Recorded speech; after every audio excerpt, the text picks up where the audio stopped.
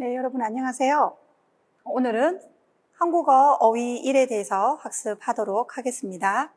자, 통번역 과정에서 어휘에 대해서 얘기를 좀 하려고 합니다. 어휘 의미라는 것이 그냥 단순히 어떻게 보면 짧은 단어이기 때문에 굉장히 쉽다고 생각할 수 있지만 우리가 통번역의 과정에서는 단어는 그냥 단순히 단어만 독립적으로 볼 것이 아니라 맥락이라는 거, 그 상황, 그러면 통역을 하는 상황은 이 상황에서 번역을 할 때는 글 전체에서 그 틀 안에서 어휘를 생각을 하셔야 된다는 말씀을 드리고 싶습니다. 실제 우리가 제가 번역 사례를 보면서 말씀을 드리겠습니다. 많이 들으셨을 텐데 언어 능력과 번역 능력이 동일하지 않다라는 말씀은 저도 말씀을 드렸고 여러 번 들으셨을 텐데 사실 언어 학습에서 어휘는 쉽습니다. 문법보다. 그렇지만 지금 우리가 통번역 과정에서는 이런 언어 학습과 달리 어떻게 보면 어휘가 더 어렵다고 느끼실 수 있습니다. 실제로 제가 번역하는 과정에서도 느꼈던 부분이라서 제가 선생님들께 말씀을 좀 드리겠습니다. 통번역을 잘 하려면 어휘 실력이 중요할까요? 아니면 여기서 말하는 사전, 번역을 할 때, 통번역을 할 때 사전이 있으면 충분히 어려움 없이 충분히 잘 할 수 있다고 생각을 하시나요? 저는 실제로 번역을 하면서 이 통번역에서는 문법보다는 어휘가 더 어렵다라는 말씀을 드리고 싶거든요. 자, 왜? 그러면 왜? 보통 언어학습에서는 어휘는 초급 수준에서 사전을 보면서 단순히 암기 학습으로도 가능한 것이 어휘죠. 문법은 다양한 문법들이 있고, 그런데 여기 지금 왜 저는 문법보다 어휘가 더 어렵다, 통번역에서 그렇게 말했을까요? 자, 선생님들 생각을 해보시면 어휘에는 문화적인 요소가 포함이 되어 있습니다. 분명히 우리가 통번역이라고 하면 다른 언어에서 다른 언어로 바꾸는 겁니다. 그렇기 때문에 이 언어와 이 언어가 속해 있는 그 사회에 문화가 있거든요. 그 문화가 어휘에 포함이 되어 있어요. 문화적인 요소들이. 뒤에서 제가 실제로 예를 보여드리겠습니다. 이 문화적인 요소 때문에 어휘가 더 힘들게 느껴지는데요. 그렇기 때문에 그 어휘만 독립적으로 떼서 사전을 찾아서 번역을 하시면 오류가 발생할 가능성이 굉장히 높습니다. 전체 맥락에서 의미를 파악을 해야 됩니다. 어휘의 의미를요. 자, 한번 보겠습니다. 실제로 번역입니다. 이것은 독일어를 한국어로 번역한 자료인데요. 이 예문만 보고 자기 아이를 발가벗겨 공개한다는 것은 끔찍한 일이다. 이 예문만 볼 때 어떤가요? 아이가 누구지? 누굴까? 이 아이는 누구의 아이일까? 자, 사전 그대로 사전에서 찾았을 때 아이라고 하면 사람입니다. 그죠? 사람이고 성인이 아닌 어린 나이의 사람이에요. 그러면 이 아이를 발가벗겨서 공개를 한다라고 했습니다. 얼마나 끔찍한 일인가? 정말 실제로 아이인가? 이 문장은 전체, 이게 번역문이라고 되어 있는데요. 전체 문장에서 읽어보면 여기 마지막 부분에 초록색으로 되어 있는 이 부분에 있는 문장인데요. 전체 문장을 읽어보시면 여기 있는 아이가 사람이 아니라는 것을 알 수 있습니다. 그래서 여기 보면 연구 결과는 이야기를 하고 있습니다. 연구자로부터 상당한 정도의 숙련됨을 요구를 하고 그래서 연구를 했어요. 사회 변화, 사회 전체 입장, 어떤 과학적으로 담론, 이야기입니다. 서로 주고받는 이런 이야기해서 뭐가 유용할 것인가, 나는 무엇을 연구했는가, 이런 이야기들을 하다가 자기 아이를 발가벗겨 할 때 이 아이는 진짜 사람이 아니라 여기 있는 연구입니다. 연구 결과를 다른 사람에게 발가벗겨 공개한다라는 것은 숨기지 않고 모든 것을 보여준다라는 뜻입니다. 그래서 내가 연구한 결과물을 많은 사람들에게 공개하는 것, 그것을 자기 아이를 발가벗겨 나의 연구를 내가 낳은 아이처럼 생각을 한다라는 비유 표현이죠. 그래서 이 전체를 보지 않고 이 문장만 번역을 여러분 언어로 했을 때 어떻게 될 것인지, 얼마나 원문과 달라지는 문장이 나올까요? 당연히 다른 문장으로 나오겠죠? 이것을 그렇게 번역을 하면요, 단어 그대로 번역을 한다면요, 여기서 아이는 사람이 아니니까요. 자, 한 가지 더 보겠습니다. 이것은 제가 실제로 번역한 자료입니다. 제가 올해 그 일본어로 된 책을 한국어로 번역을 했는데요. 실제로 선생님들도 일본어는 모르셔도 돼요. 여기 있는 한자 이것 때문에, 예문 때문에 가져온 것이니까 여기 있는 일본어를 한국어로 이렇게 번역을 했는데, 제가 앞에서도 말씀드렸습니다. 어휘는 문화적인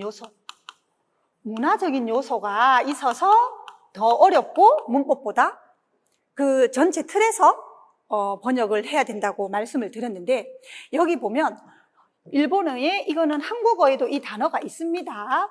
흙은 까마타, 까만색 할 때 까마타라는 뜻이고, 의는 옷입니다. 그러면 이것을 그대로 만약에 일본어를 한국어로 번역을 한다고 하면 흑이가 어떻게 되는 거죠? 까만 옷이 되는 건데, 만약에 여기에 그대로 제가 까만 옷이라고 썼습니다. 그러면 자료로 남는 번역과 달리 통역의 경우에는 번역한 언어는 사라지게 된다. 사라지죠? 그리고 번역과 통역 모두 일반적으로는 이면, 다른 면의 일이며 그늘에 존재하며 까만 옷으로서의 존재이다. 여기 있는 우리가 일본어를 모르기 때문에 이 일본어를 모르는 사람에게 정보를 알려주는 것이 번역입니다.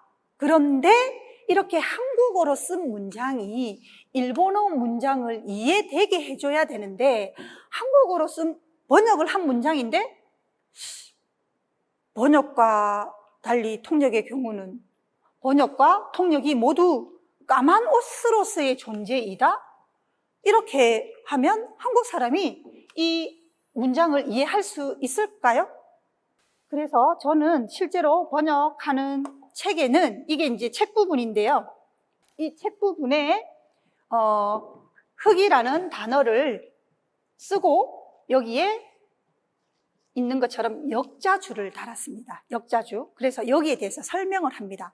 왜 까만 옷, 흙이라고 했냐면, 여기 이제 일본 책이라고 했으니까 일본에 있는 가부키라는 연극과 같은 그런 데에서 까만 옷을 입은 배우가 주연 배우, 그러면 우리가 통역이나 번역 같으면 실제로 하는 원저자죠. 원저자가 하는 그 기능을 도와주는, 그렇지만 까만색 옷을 입고 연극하는 무대에 올라가면 보이지 않아요.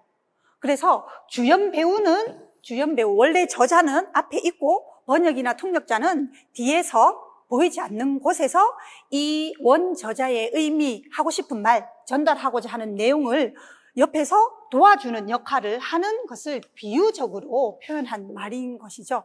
그래서 이 단어가 일본 사람들은 가부키라는 연극을 알기 때문에 아는 단어이지만 다른 언어권인 한국 사람들은 모르기 때문에 이 단어에 대해서는 그냥 의미만 까만 옷이라고 하면 안 된다라는 것이죠.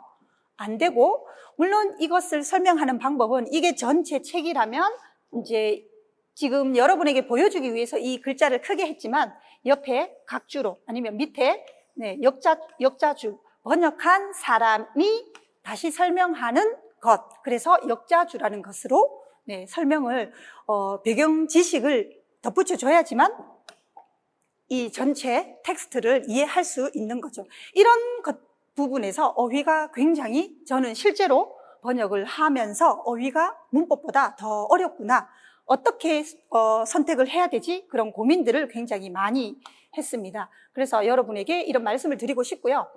지금 여기에서도 보는 것처럼, 자, 여기 원문이 있고 여기 또다시 다른 언어권으로 갔다가 다시 이렇게 번역을 하면, 지금 녹색 이런 단어, 자, 영어의 의미를 다 몰라도 상관은 없습니다. 이렇게 단어들이 같은 단어이지만, 같은 의미이지만, 이것도 작다라는 뜻이고, very small도 작다라는 거죠.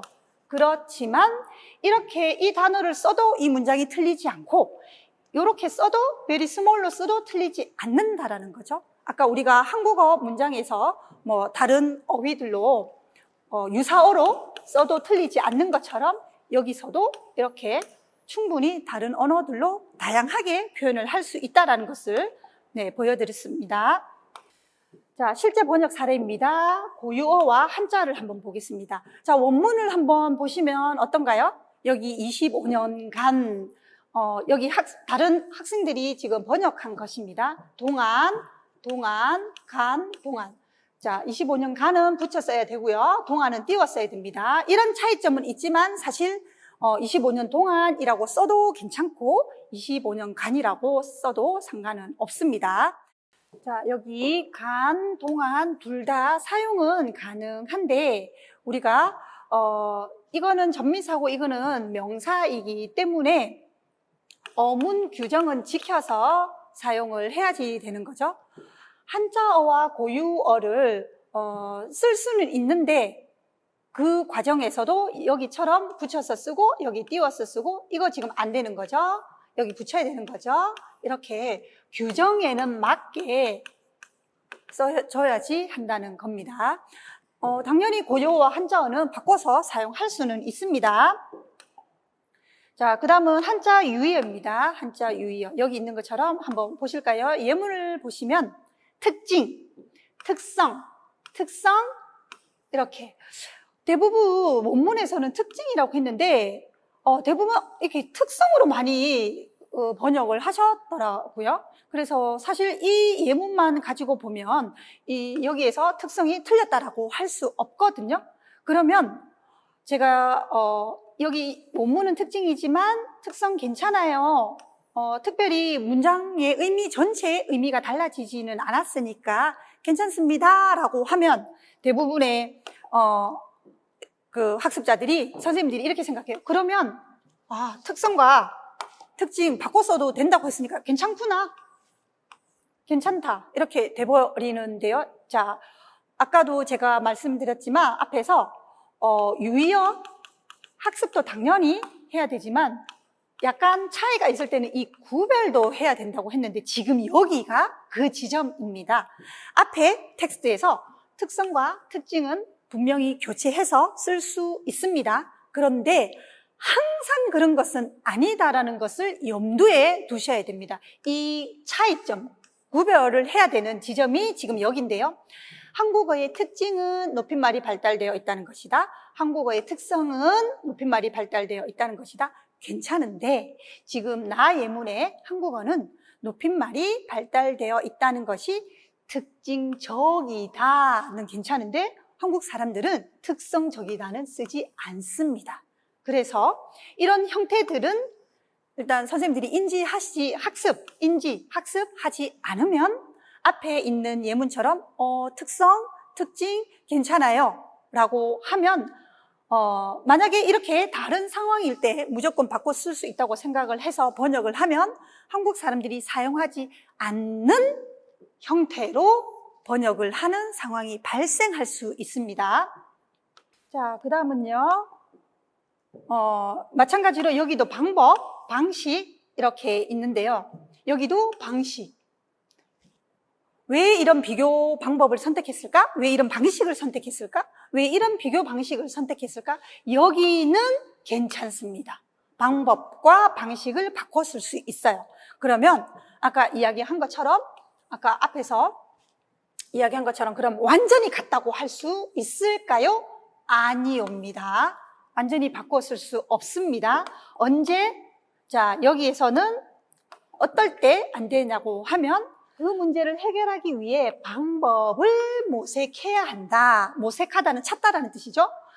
나에서는 그 각 나라의 생활 방식은 문화에 따라 다를 수 있다. 이때 방식을 모색하다 안 되고 생활 방법 안 됩니다. 한국 사람들은 사용하지 않습니다. 그래서 앞에서 얘기했던 공기관계 이런 어휘들은 공부를 따로 학습을 하셔야지 이런 것들을 유의어들을 한자 유의어를 구별해서 번역하실 수 있습니다. 여기 비슷한 것들이 참여, 참석, 참가, 구분, 분리, 분석 이런 것들입니다.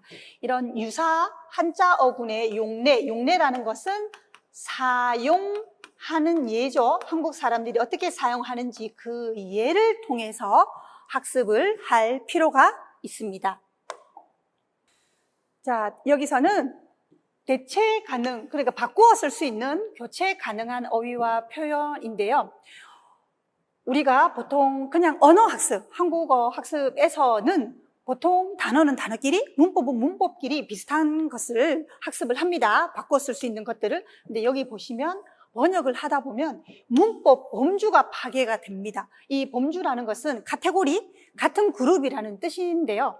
예문을 보시면 원문에서 국제에너지기구 보고서에 따르면 2040년에 전 세계 에너지 수요는 2016년에 대비하여 30% 줄었다, 증가했다 이런 표현들이 있는데 우리가 뭐뭐에 대비하다는 조사 플러스 용언이라고 해서 덩어리 표현인데 의외로 학습자들이 이 대비하다를 보다로 되게 번역을 많이 하셨어요.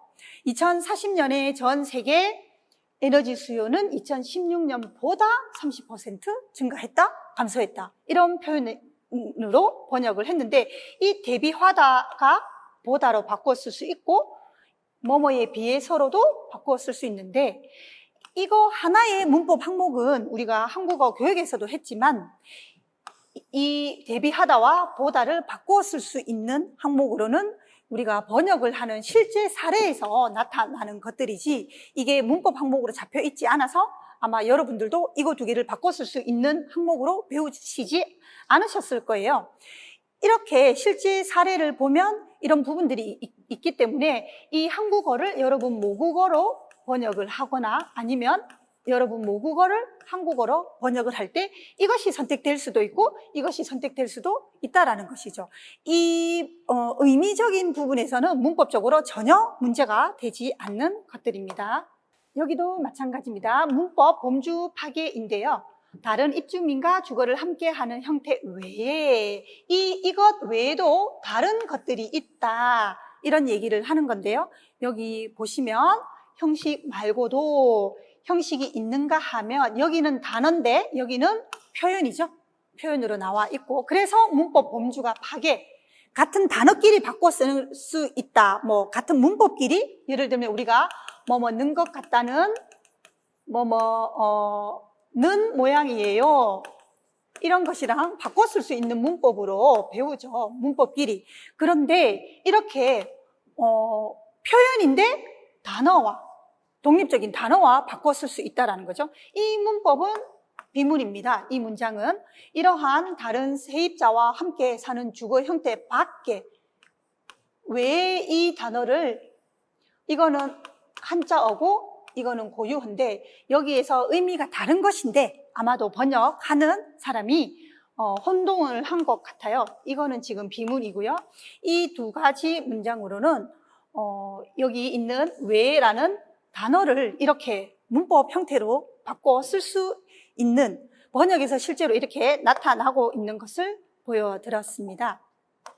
자, 여기서도 마찬가지로 문법 범주 파괴인데요. 여기서는 되게 중요한 것이 앞에서 제가 그냥 단순히 언어 학습에서 이 면서를 배웠을 때랑 번역에서 자주 나타나는 문어에서의 면서의 의미, 기능이 좀 다르다고 얘기를 했는데 여기 있는 것들은 지금 같다. 아마도 선생님들이 호랑이 같은 우리 선생님 아니면 천사 같은 아이 이렇게 이 같은은 언어 학습 과정에서 배우셨어요. 그러나 이것은 선생님들께서 잘 못 보셨을 거예요. 여기서는 같다는 똑같다라는 뜻이 아니라 그런 유형들 이런 뜻인데요. 자, 대명사나 강조형 보조부사 같은 것들이 기능어에 속한다. 이런 종류들이, 이런 유형들이 기능어에 속한다. 기능어의 유형에는 대명사, 강조형 보조부사가 있다. 이런 뜻인데요. 대부분의 번역하는 사람들이 이렇게 누락시켰습니다. 이거를 번역하지 않고 누락을 시켰는데 아주 번역을 잘한 사람은 지금 마지막에 있는 이 문장입니다. 기능어의 유형은 물론 문장 구조가 바뀌었습니다.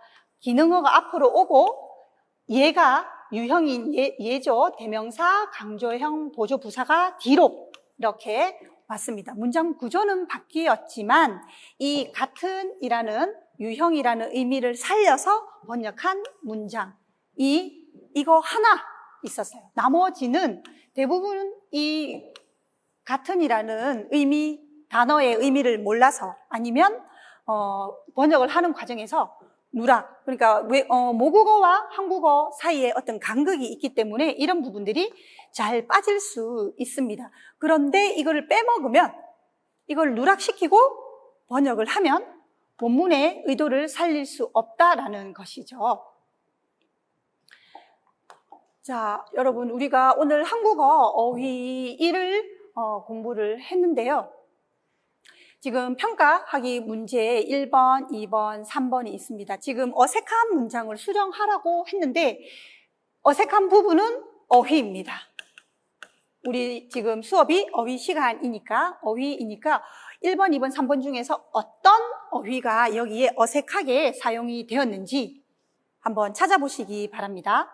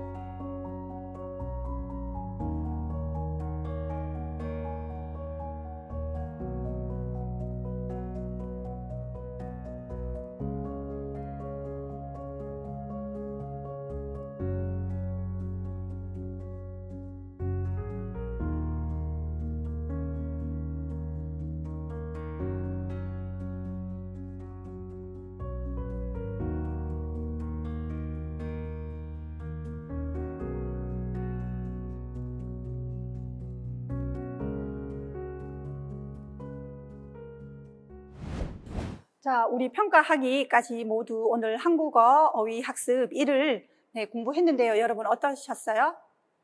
어휘는 어렵다고 생각하지 않으셨지만 제가 보여드린 그 실제 예문에서 보면 어휘가 번역이 잘못된 경우가 굉장히 많습니다.